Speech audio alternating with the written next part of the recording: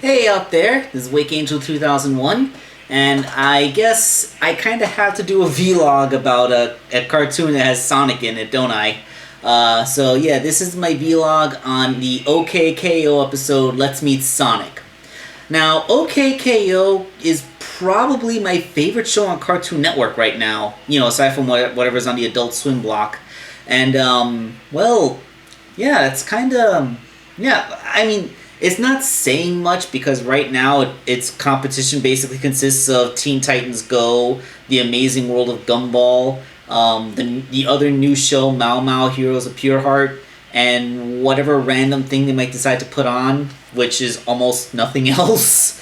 It's almost entirely Gumball and Teen Titans Go. Like more than, I'd say about 70% of the time when you go to Cartoon Network, it's going to be one of those two shows, except on the weekends. But I'm not complaining about the network. I'm going to complain about the cable service. Because I was at work when this episode aired, so I couldn't watch it live, meaning I had to catch it on demand. So this is episode 10 of the season. And when I went to the on-demand package to see if I could find it, episode 9 was listed, and then 11 and 12. Almost like they pointedly skipped this episode just to specifically mess with me. So 2 days later, they finally put it on demand properly in its place, and I was able to see it. And frankly, this is pretty great. I mean, as far as an episode of a cartoon that's going to make an homage to Sonic, this is pretty darn near perfect. I could do a complicated plot synopsis like I used to do with the Sonic Boom vlogs, but the plot is basically simple. KO's working at the bodega, and Rad and Enid are asleep because they stayed up all night playing video games. Sonic comes in because he heard that they had the best chili dogs in the multiverse, but it was a trick.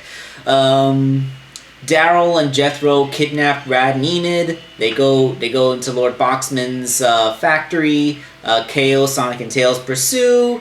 When Lord Boxman realizes that Daryl kidnapped the wrong heroes, he sets up another trap. KO goes to the trap and ends up getting stuck in it. Sonic goes after. KO gets roboticized. Metal KO fights Sonic. They manage to make KO back into flesh again, and then the day is saved. And they even have a nice little Sonic Says PSA at the end.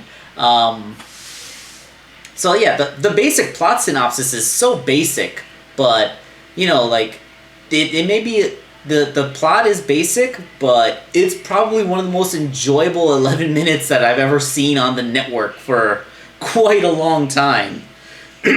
I remember the KO episodes. OKKO has done quite a few crossover and cameo episodes. I remember the first one was where Hero from the webcomic RPG World made his appearance. And, that was special to the creator because, that was Ian's first real thing, the RPG World webcomic, which has had a fan revival, but, that was so long ago. Then they had a Captain Planet episode, and the girls from Scooby-Doo and the Ghoul School, and other random background cameos, like one of the characters from Mighty Magiswords was in Rad's cell phone pictures. So this show has a lot of cameos in it, and this was one of them. Like this is one of the episodes that's centered completely around the cameo, and I like that it was actually Sonic and Tails with the real voice actors acting in the real way.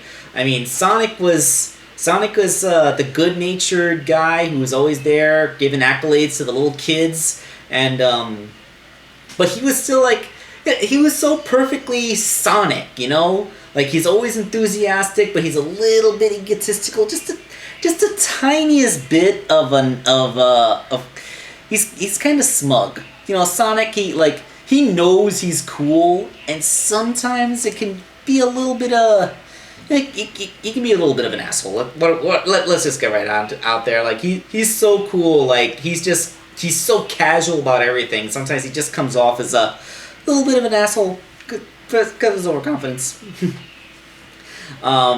So yeah, like you just watch this episode. It's great. If you were a fan of almost any aspect of Sonic from the past 2.5 decades, this pretty much has what you want. I mean, first of all, the background music replicates the chip tunes from various Sonic games over the course. Like, there's the Drowning theme music, which almost triggered me. There's songs from I believe Sonic Mania and the old Genesis carts that they make background cameos in there. There's references to several Sonic cartoons, including Adventures of Sonic the Hedgehog, where Daryl and Jethro basically become Scratch and Grounder, and Daryl even does a ha ha ha ha, Scratch's iconic chicken laugh. That was pretty cool. I love how Lord Boxman says he used to go to college with Dr. Eggman. Although it's funny, they never actually dropped Dr. Eggman's name. Like, they just called him an egghead. I think it's because there's some controversy about whether you would want to call him Eggman or Robotnik. Because, like, he hasn't been called Robotnik in anything since Sonic Adventure. Because, Eggman is his original Japanese name, and Robotnik was an invention of the American branch, which he hasn't gone by in quite a while. But he was called Robotnik in the old cartoons. The scene where Metal KO is fighting Sonic is pretty much lifted from the animated cutscenes of Sonic's CD, like with him playing the part of Metal Sonic, and it's glorious watching them run up and down those loops, doing all that amazing stuff. It looked pretty darn fantastic. And they even did references to the anime OVA. There's a part where Sonic is sitting in a lounger with a little stereo next to him, which is the lounger that he's sitting in the OVA. Not to mention near the end of the episode where KO falls into a pool of water, and it's basically a complete recreation of the scene of Metal Sonic's demise from the end of the OVA, where Sonic tries to get him out, but he slaps his hand away. There's only one little buddy. Of course, Sonic actually did manage to rescue him because it's only a pool of water and not lava. And the funny thing is, KO... okay, one thing that's always bugged me is that KO's age is given as a range of 6 to 11. Like, I know, he's supposed to just be the young demographic, but that's more than a 50% margin of error. Like, actually, 6 to 11 is like a 90% margin of error for his age. Like, so, like, what? Like, that, I don't know. Maybe it's the mathematician in me that just, like, such a huge margin of error given for someone's name. It's like, nah, come on. But I'd be lying if I didn't say that KO is basically me. Like, when I was 6 to 11... I was basically KO in this situation. I drew pictures of Sonic all the time. Although, when I was 6 to 11, there was no such thing as Shadow the Hedgehog, so there was no battle against the ultimate life form. But he did blow up the Death Egg. There was a Death Egg when I was 6 to 11. And, oh god. I kind of love how they kind of took a nitpick at the fan base. Like Sonic says, like I always appreciate a fan who has an encyclopedic knowledge of my exploits. There just aren't enough people like that in the world. Yeah, that is kind of a thing that we in the Sonic fandom do, isn't it? We just love to nitpick and bring things up all the time. But yeah, like I can make this a half-hour-long vlog if I just listed every single Easter egg. Like, at the very beginning of the episode, KO takes on the pose of Sonic from the game CD of Sonic Adventure, and then he takes on the pose of classic Sonic doing the little waggling finger thing. So, that's a thing. Like, it's obvious that the animators here were fans of everything Sonic. Like, not just the recent stuff from the games that just came out that everybody would have known. Like, they're not just doing stuff from Sonic Boom, which is the most recent cartoon that aired on Cartoon Network, or things from the most recent game like Sonic Forces, Sonic Racer, or Sonic Mania. There was a little bit of that, but not, like, I don't even think they really brought up anything from the more recent stuff like Forces or anything.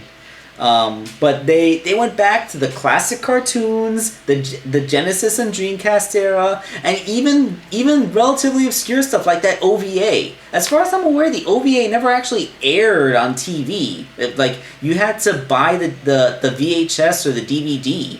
So, that's something that only actual fans would recognize, and that's pretty cool. It's really great that they actually made references that were for fans and not just the 6 to 11 demographic. Like, everyone who is actually a fan, even sure, the 6 to 11 demographic is of course gonna love it because it's Sonic. Sonic is like the video game Mickey Mouse, so of course you're gonna like him. And yes, I do like how they kind of put a little baby cheeky Mario reference, because they had him winning at the Olympic Games, and they have and in KO's crayon drawings, there's a mustachioed overall wearing guy on the second place pedestal. So yeah, that's kind of a Mario thing. Although they did do a more explicit reference to the Mario franchise in Amazing World of Gumball, so I figured they don't want to do like they did in the Amazing World of Gumball episode where they did explicit Mario references all the way through, and then a cheeky hidden Sonic reference at the end. But this is kind of the reverse of that. It's explicitly Sonic related, with just a tiny little cheeky Mario. So yeah, like I said, this is just pretty darn awesome. I hear that they are going to do another Sonic cartoon soonish. They've been showing previews on YouTube.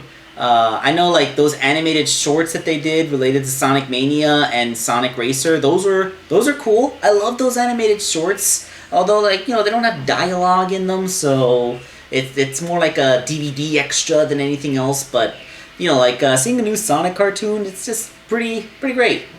So yeah, I just. This made me really happy. Really, genuinely, full-on happy.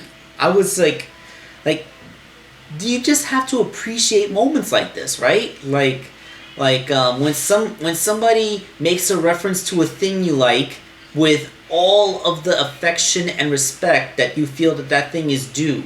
They can make fun of themselves when they want to be funny, but they can respect the legacy and the people who like it. I can only imagine if Sonic were to make a cameo on Teen Titans Go, it would have been full of fart jokes because he eats chili dogs all the time, and they probably point at how terrible the fandom is, like that episode they did with the Ninja Turtles. So I'm really happy that this episode actually went to a creative team that actually knows how to respect fandom and has had plenty of practice doing cameos of nostalgic stuff. So it's just what they do. Alright, so this was OKKO Season 3, Episode 10, Let's Meet Sonic. So if you really wanna see it, it should be easy enough to find. Although the place where I watch cartoons online, for some reason made a mistake and uploaded Episode 9 twice. So I don't know where you could find it online, because my go-to place. But this thing is guaranteed to be up online somewhere soon. I mean, it's Sonic. It's just not. It's got to be easy to find, right? So this is Waking to 2001, signing off.